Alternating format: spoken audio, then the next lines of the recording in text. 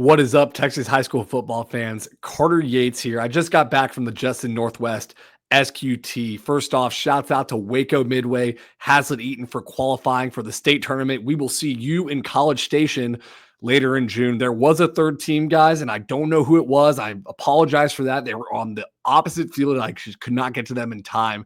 I'm going to give you my rapid reaction, though, from this entire tournament. Let's start with the qualifiers, Waco Midway. Obviously, I'm going there to see Lathan Wissington, the running back, off the bat. He had 1,225 yards, 18 touchdowns on 6.6 yards per carry last year. He looks like a D1 athlete, 6 foot, all of 200 pounds, and apparently he's looked like a Division I athlete for quite some time. So Joe Gillespie, the head coach at Waco Midway there, he used to be the TCU defensive coordinator. When he first gets to Midway 2 years ago, they tell him, Coach, you've got a stud freshman running back. And Gillespie goes, yeah. Like, how many times have I heard that one before? And then Wissington walks in and he says, is that like a visiting college athlete? Like, come back to the varsity team? No, it's your freshman running back, Coach. And he has lived up to that hype. His brother was a defensive MVP this year for the team, now going off to Angelo State, comes from good football stock. He will be one of the focal points of the offense. He's also going to split some time with Jaden Fields-Vaughn there at running back, split up those carries, keep both those guys fresh for hopefully a deep playoff run. I really like the wide receivers, though, from Midway, and it starts with Jacoby Hamilton, who I did not know about before Saturday. I'm actually filming Wissington, and Wissington runs a bubble where Hamilton is running a stop and turn, like dig route. Sorry, I forgot my terminology there. And he basically levitates for 3 seconds while he's in the air. And I said, who is that guy?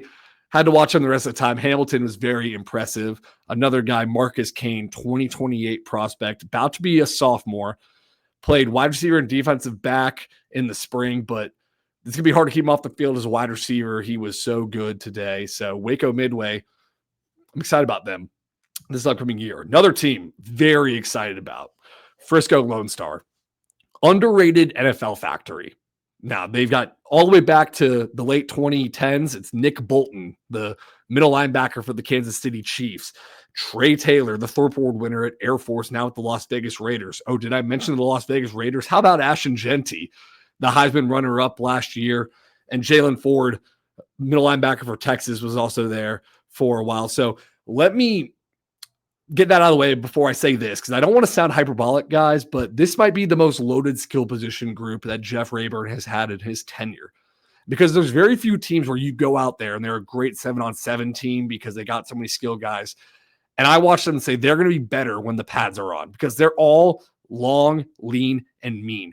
Just take Ryder Mix, for example, the Oklahoma tight end commit. Rayburn's talking about how guys are bouncing off of him as he's running routes. All a very physical football team. Here are my big standouts. First off, Carice Hoyt.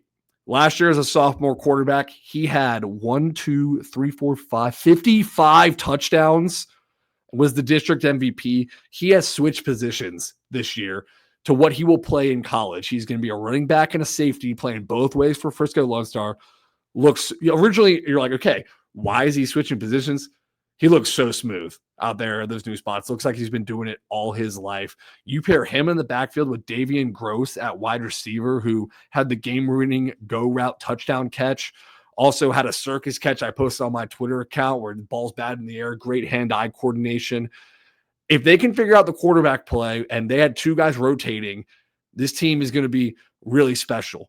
A couple new guys there that also caught my eye. Number 11, Bryant Robinson, defensive back corner, I believe, 6'3", 175 pounds, 2027 guy. LSU has offered him. He was a starter last year. He's blowing up this offseason. He had 3 picks that I saw today. Pair him with Jordan Deck, another 6'3" safety. You're getting the theme here. Like, Lone Star's pretty long and rangy. Another guy, wide receiver, Zach Forbish, who last year was on the JV squad. He's about to be a junior, 2027 guy. And he's 6'3", 180 pounds. He will slide into Bryson Jones's role, now off to Texas Tech, that wide receiver from last year they had. And Coach Rayburn said very similar players, very long, rangy players. And this guy could actually be bigger than Bryson Jones, physicality-wise. We know about the player yet. We'll see come fall, but really excited for Frisco Lone Star and see what they can do this year. So talking about some wide receivers, let's take it to the wide receiver factory, Lake Belton. Coach Cope has turned out Micah Hudson, who's now with the Texas Tech Red Raiders. He was, the number 1 overall player in the DCTF Hot 100, the rising cover boy, a 5-star. They also have Davion Peters, who's a slot wide receiver, a ton of offers. I believe a 3-star from 247. But the next guy up, Zion Harness, Cope said he needs to blow up. He is on par with those guys that have come before him. Arkansas, Ole Miss offers right now. I saw him today. First off, his calling cards is speed and streak balls. He made a lot of adjustments in the air going back for the football, which I liked. Also really tough across the middle when he's got to catch it in traffic. You pair him with Maverick Maddox, the quarterback who I believe started 5 games last year, had a breakout year, also the pitcher of the year on the baseball team. So Lake Belton could have a sneaky, really good offense this year. Another standout on that same field, Byron Nelson, athlete, Nolan Hawkins, a rising sophomore, and he's already playing both ways for Byron Nelson in 7-on-7, was taking most of the reps I saw at quarterback, also at safety. Hawkins told me he thinks this year he's going to play wide receiver and safety, maybe be some wildcat quarterback, but offers from Miami of Ohio and North Texas early. Really excited to see what he can do. And I believe it might be his first season of varsity ball. I had to double check that, but first season as a 2-way starter, no doubt. And now rounding it out for my standouts, Coppell's got a dude at quarterback. Carter Zingelmann, a class of 2028 guy.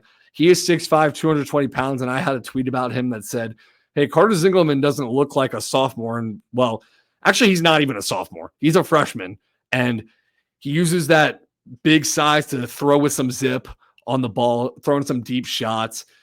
Coppell last year had excellent quarterback play with Edward Griffin, who's now at Baylor. Baylor coaches already raving about him. Zingelmann's going to be hard to keep him off the field. He's in a quarterback competition with an older player right now, but I really liked what I saw out of the Coppell signal caller.